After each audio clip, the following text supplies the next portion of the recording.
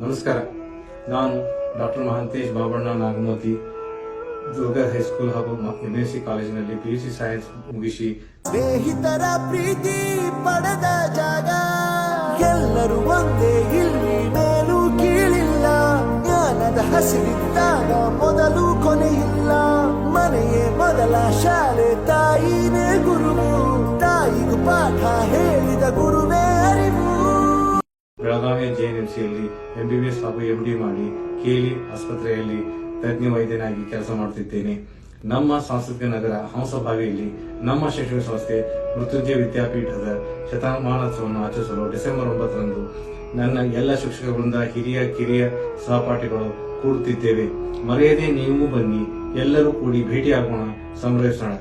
ಬರುತ್ತೀರಾ?